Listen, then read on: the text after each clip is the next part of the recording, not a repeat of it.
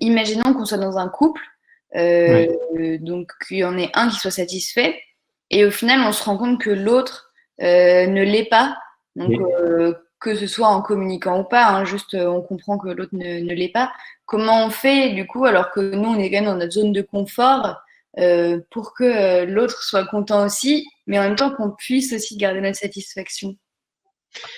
Alors, c'est une situation qui est très fréquente que tu évoques. Et je vais déjà m'adresser de la part de la personne qui n'est pas satisfaite. Mhm. Quand il y a quelque chose qui ne va pas sur le plan sexuel, quand on est en couple, hein, je conseille de le dire assez rapidement. Parce que c'est très difficile, après 6 mois, 1 an, 2 ans, 3 ans, de dire à la personne avec qui on est, tu sais, ça fait 3 ans ou 2 ans que je ne suis pas satisfait ou pas satisfaite. C'est assez violent et en général, plus le temps passe, plus on a du mal à le dire. L'autre raison pour laquelle il faut le dire quand ça ne va pas, euh, c'est que plus le temps va passer, plus l'autre, qui ne sait pas que je ne suis pas bien, ben, il pense que tout va bien et donc il ne peut pas, on lui donne pas la chance de changer quelque chose. Parce que quand on ne sait pas que ça ne va pas, ben, il n'y a aucune raison d'agir de quoi que ce soit. Et Bien sûr. donc, il faut pas espérer que ça change juste comme ça, parce qu'un jour, il va en prendre conscience, ou elle va en prendre conscience. C'est pas si simple que ça. Prenez sur nous-mêmes.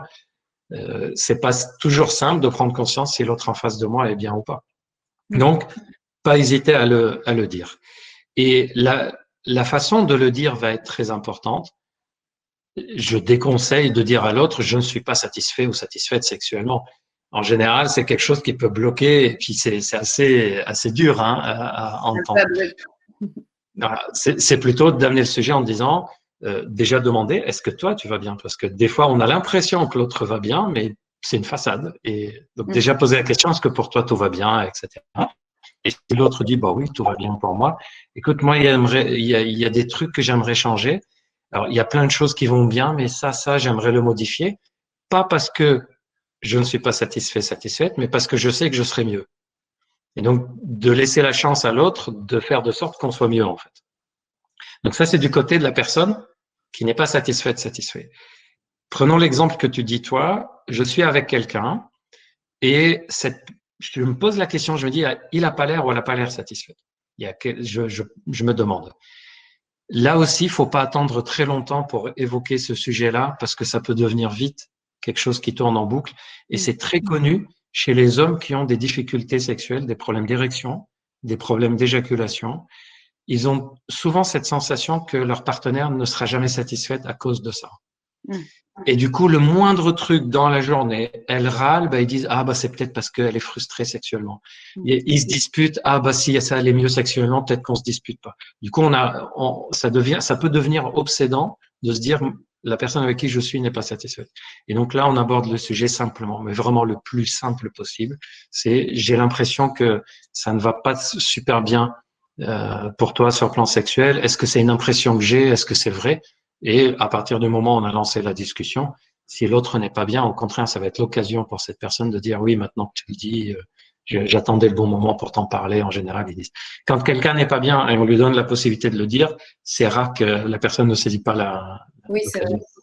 C'est vrai qu'au final, ce serait dommage que ça ait des impacts négatifs sur le couple en général, par un manque de communication ou par une gêne dans la sexualité.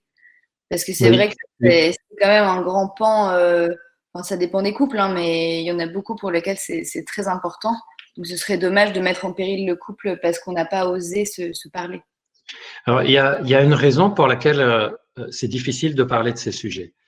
Euh, j'ai longtemps cru que c'était le fait que ça soit des sujets tabous ou intimes.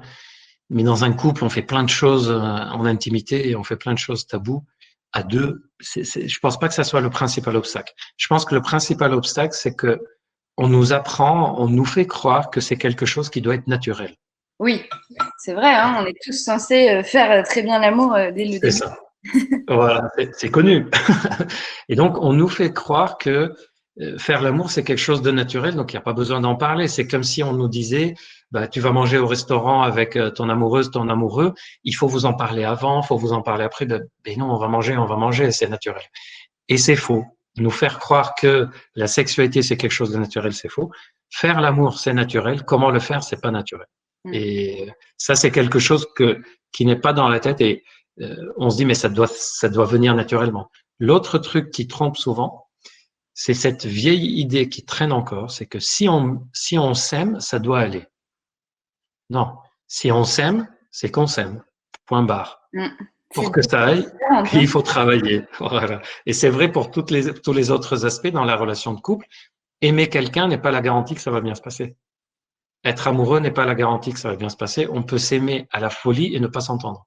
C'est vrai. Si on ne travaille pas cet entente. Céline Dion le chante très bien dans S'il suffisait qu'on s'aime. Ah oui, s'il suffisait qu'on s'aime. C'est vrai. Voilà, une chanson qui vient de résumer tout ce qu'on vient de dire. C'est vrai.